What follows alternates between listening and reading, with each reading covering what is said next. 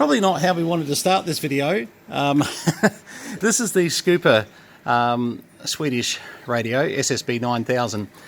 And we actually did a video on this, and we came to a fault, unfortunately, a mic amp issue, and it was a little bit more painful than I thought. And sometimes you'll get a fault like that just bugs you, and you'll need to walk away from it for a little bit. But in the meantime of walking away from it, I spoke to the old owner, and Alex is over in Adelaide. He's actually Aussie Radio 777 these days, so there you go. And a lot of the Fire Up the Wire guys, hams, have actually taken on Aussie Radio call signs. So I got 444 for something different. How's that? And so what my fellow club member did for me, which I think was awfully nice, is said, we will get you out of trouble some way or another. And what did he do? Oh, I'll show you. There's a bit of a shot of the internals. I'll show you a bit more of what makes up a Scooper 9000 by having a look at another one.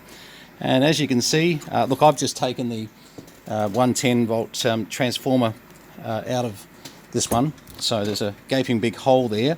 And I'm in the throes of pulling out this PCB here, this is going to be a spares which Alex has donated to me, which is really nice. I mean, it's a sort of radio where some of the bits are getting a little bit harder to find, and being able to keep a spare board forever it's a gift, and well, it's a huge gift. So what Alex is going to be doing, he is going to be putting an entirely new chassis into this fella, and going to turn it into probably something a little bit super duper, because they've got a lot of space in here. So of course, and one of the things he mentioned is, leave that plate there, because that there is, probably going to be needed. And I would say it is a great mounting plate. You could almost put a little RF amp in there, if you want to run the whole thing 12 volts. These ran 110 volt. Do they run 110? Now I'm thinking about that. Sweden? No, they'd be 220, wouldn't they? Someone can make a comment on the YouTube video. I don't think the transformer actually says any volts anywhere. No, that would be too easy. What about the back of the radio, where we've already started pulling things out of? Oh, geez. Oh, if I can read that. 13.8 volts. Well, that's great. Oh, here we go. 220 volts. Look at that. Look at that. Look at that. All right, so 220 volts in Sweden. So that's good to know. Okay, so this is a Scooper 9000, and as you can see, crystal bank through there. Now, instead of going through and showing you what I've already done to this one here, I can pretty much walk over to this fella here and do my usual, what you get sick of, which is me showing you this can of Deoxit D5. It's like it needs a lower John Law's voice to say that. But so Deoxit D5 is your friend. The channel selectors on these are generally terrible. They need a lot of work, and pretty much every other control that's there, which you can probably see better, sorry, from around this way here. Obviously leave the clarifier alone here.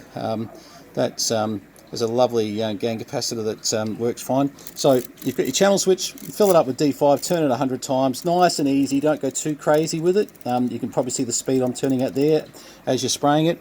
All your controls once again, and what I'm going to do for Alex is, before this chassis goes back to him, it'll have all the controls in it, but I'm just going to spray all these controls and get them ready for him, so he knows that, he pretty much can just say, right, now the channel selector is not going to be of any great use, but he may end up using, just for the shaft size and things, he may use mode selectors, volumes, etc.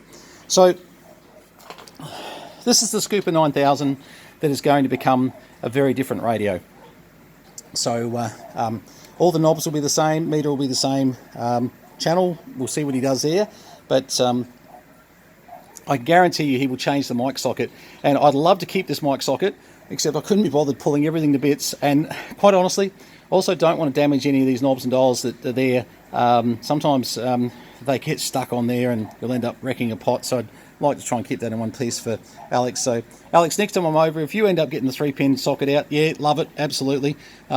They are really hard to get. As you can see, there's a microphone there connected up to one, and that's a 3-pin, and I've got one other 3-pin which Alex has donated the other plug to me, which is great, but and that'll be a handy one to have. So pretty much all these boards are about to come out of this radio here, and I can't, say enough just how much help that is in the event that we get another fault over here. Sometimes even when you're trying to nail down a fault, just having some extra boards to have a look at and just see what they do up close and personal. Now this one's not working, so there was an oscillator issue in this that I quickly had a look at it, and so it's not like I can put a board in and know that I've got a replacement board. I just know that I've got boards with parts, which is really handy. Anyway, so let's have a bit of a look at the Scooper 9000. So let's go through the controls in Swedish. Mika, mic. Till, volume is off on. Volume control. I'm acting very clever here, but I'm guessing. Squelch. Brusbar, squelch. Let's have a look here. Fiv as stadmaning. Fine tune. As you can see, a little bit of catch up time on these old crystal things. Mode switch AM upper lower as such. Now, what did we have? Was that, I think, was a PA? I don't know, order, maybe? Yeah, this was an attenuator, local or DX, locale mot. And this one, no idea. So let me just turn that volume down a bit. So if anyone understands Swedish, Ståningsbygga. So what that switch could be, noise blanker? I don't know. Thinking. I was thinking CBPA there for order. This is like a DX local. And I can't really test for noise as such unless I put a real low signal into it.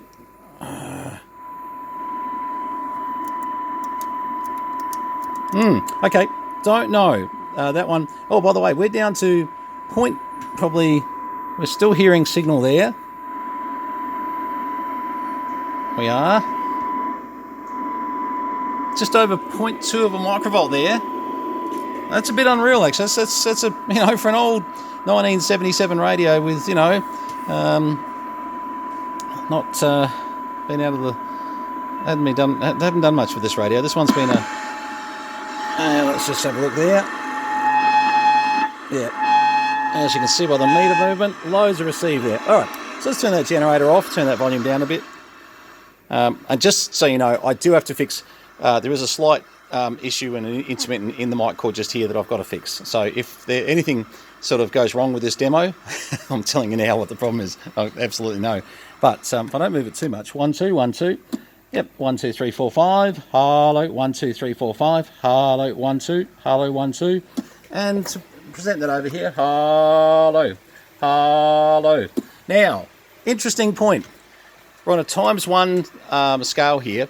These radios in Europe, this one's getting a good sort of 10 watts out of it, but these were limited to 5 watt sideband from what Alex was telling me in Sweden. So it's, for the moment, let's just have a look at AM, but I would say AM is probably about 4 watts or so. Let's have a look. Yeah, just at the 3.5 watts there. So when we go back to sideband, let's have another look. Hello. Hello. Let's just go over the other scale. Sometimes that scale's a little bit inaccurate, to be honest. Hello. Hello. That's proving itself to be very accurate. About 10 watts output at this at the moment, and that's quite okay. The inserts on these radios, I've got to tell you, do not do them justice as far as audio response, and we're going to need to have a little bit of a look at that at some stage, and I'll show you what I mean. 1 2. Now I'll maybe turn that volume up a little bit more. Okay. 1 2 1 2 1 2 1 2 1 2 3 4 5 1 2 1 2 1 2 3 4 5. Now it's not completely terrible, but it's a little bit muffled. 1 2 1 2 1 2 3 4 5 1 2. And so we're going to need to have a look at that and see if we can just make that a little bit cleaner. But you know, apart from that, hey, we've got 98% of this working beautifully. The knobs on this look like new. There's, you know, just absolutely beautiful, pristine. Everything about it inside so clean, and you know, just showing that it's hardly had any use.